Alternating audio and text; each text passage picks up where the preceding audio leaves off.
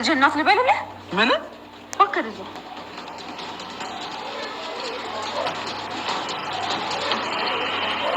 የልጅ እናት ቆይ እሺ ገጭሽ ቢሆንስ እንዴት ነው እንደዚህ ነገር የምታደርጊው? እሱንም አለምድራለሁ። ይልቅ ሴትዮ አሁን ምንም አይነት ንግግር አልፈልግም። ከመኪና ወረጅ። ይኸውልህ ነው መጀመሪያ መረጋጋት አለብህ። ሲጀመር እንደዚህ አይነት ስሜት ላይ ሆነ መኪና ማሽከርከር የለብህም። ወይ ራስ ላይ ወይ ሰው ላይ አደጋ ልታደርስ ትችላለህ። ቆይ አንቺ ማን ሆነሽ የምትቆረቆሪልኝ ነው ወይስ ለኔ ያዝንሽልኝ ነው? ሴትዮ ልጅ አደረገ ልንገርሽ፣ አሁን ጥሩ ስሜት ላይ አይደለም ያለሁት። ከቻልሽ ተፈጠረው እየጠቋት ነበር እና እንደዛ ስታመናጭቅ የነበረው ጥያቄ ስለጠየቃት ብቻ ነው። ነው በጣም ቁጡ ሴት ናት። ምንድነው ግን ቤት ውስጥ የተፈጠረው? በጣም ከፈለግከው እነግርሃለሁ። ቆይ አንተ ይሄን ነገር ለማወቅ ለምንድን ነው እንደዚህ ያጓጓ? ለነገሩ ተይው፣ በራሴ መንገድ እኮ ማወቅ አይቀርም። አሃ አሁን የሚያችን ሰራተኛ ልትጠይቃት ነው? ኤሚ ኤርሚያስ ክፍል ገብታ አብረን ካላደርን ብላ አስጨነቀችው። ምን ማለት እንዳለበት ግራ ተጋብቷል። ናሆማ ከፍቅረኛው ጋር ተጣልቷል። ልጁ የራሳችሁ ነው እናንተም አያቶች ናችሁ ብላ ወይዘሮ ዝናሽንና አቶ ለይኩንን በገዛ ቤታቸው ከፍ ዝቅ አድርጋ ነበር እንግዲህ የተናገረቻቸው። እውነት እሷ ያደረገችው ነገር በጣም ከባድ ነው። ናሆማም ደግሞ እንግዲህ ከኑሐሚን ጋራ ፈታ ዘና ሲሉና ዘና ፈታ ሲሉ ቆይተው ወደ ቤት መጥተዋል። የናሆማም እናት ደግሞ በጭራሽ በዚህ ምክንያት ልጅ ጋር ልትጠጊ ፈልገሽ ከሆነ አይሳካልሽም ብላታለች። ኤርሚያስም እየተፈጠረ ያለው ነገር በጣም ግራ ተጋብቷል። ልጁም የድንገት የናሆማ ልጅ ላይሆን ይችላል፣ ከተወለደ በኋላ በምርመራ ስለሚታወቅ አትዋሽ ብሏት ነበር። እሷም እርግጠኛ ነኝ ልጁ የሱ ነው ብላለች። ምክንያቱም ከኤርሚያስም ጋር ግንኙነት ስለነበራት ድንገት የኔም ሊሆን ይችላል ብሎ ጠርጥሯል። ብቻ ግን የተፈጠረው ነገር በጣም ነው የሚያሳዝነው። ሰላም ሰላም፣ ውድ የተከበራችሁ የቻናሌ ተከታታዮች እንዴት ናችሁ? ከኔ ጋር ሁሉ ሰላም ነው። ሰላማችሁ ይብዛልኝ ባላችሁበት ውድ ቤተሰቦቼ። ለቻናሌ አዲስ ከሆናችሁ ሰብስክራይብ አድርጋችሁ ቤተሰቡ ነው። ነባሮች እንኳን በሰላም መጣችሁ ብያለሁ። ውድ ቤተሰቦቼ ዛሬም እንግዲህ በድጋሚ በአዲስ ቪዲዮ በኑሐሚን ድራማ ላይ መጥቻላችኋለሁ። ውድ ቤተሰቦቼ እንግዲህ የኑሐሚን ወዳጆች፣ አድናቂዎች፣ የኑሐሚን ድራማ ተከታታዮች ይህንን ቪዲዮ ላይክ በማድረግና ሰብስክራይብ በማድረግ አብሮነታችሁን አሳውቁኝ ማለት ነው። ውዶቼ አቶ ለይኩንም በጣም ተናዷል። ምክንያቱም ናና የፍቅረኛህን ጉድ ማየት ትችላለህ ብሎ ቪዲዮውን ወስደው ባሳዩ ሰዓት ላይ እሱም ያንን ቪዲዮ ባየ ሰዓት ላይ እንዴት ትዋሸኛለች እገላ ታለው እያለ ነበረ ሲፎክር የነበረው። ምክንያቱም እየተፈጠረ ያለው ነገር በጣም የሚያሳዝን ነገር ነው። ግን ደግሞ ተረጋግቶ ነገሮችን በቀስታ አይቶ ካልተስተካከለ ምክንያቱም አሁን ላይ በጣም ናሆም ንዴት ላይ ስለነበረ ልጅቷን ሄዶ የሆነ ነገር ያደርጋታል ብላ ስለፈራች ኑሐሚን አብራው ነበረች።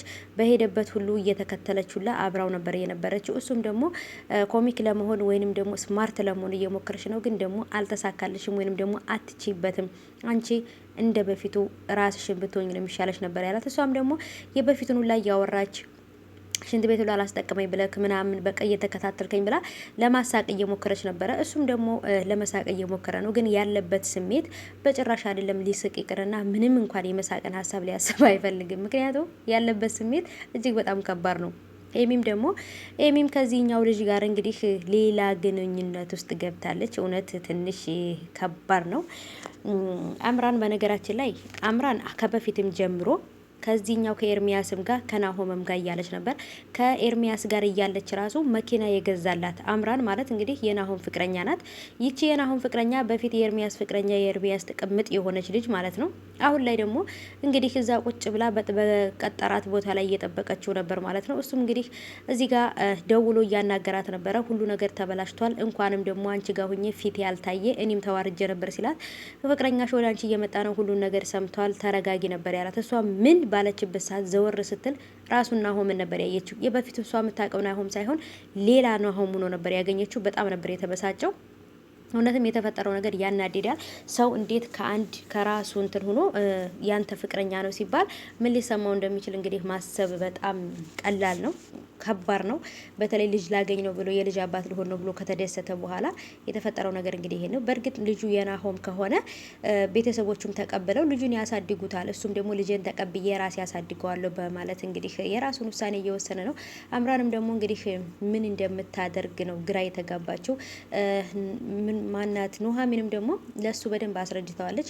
መከዳትን፣ መተውን፣ አለመፈለግን እኔ በደንብ አድርጌ አውቀዋለሁ፣ ስለዚህ እረዳሃለሁ ስትለው ከዚህ በፊት ተከድተሻል ወይ ሲላት፣ አዎ ለዛውን በጣም በምወደው በማፈቅረው ራሴን አሳልፌ በሰጠሁት ሰው ተከድቻለሁ።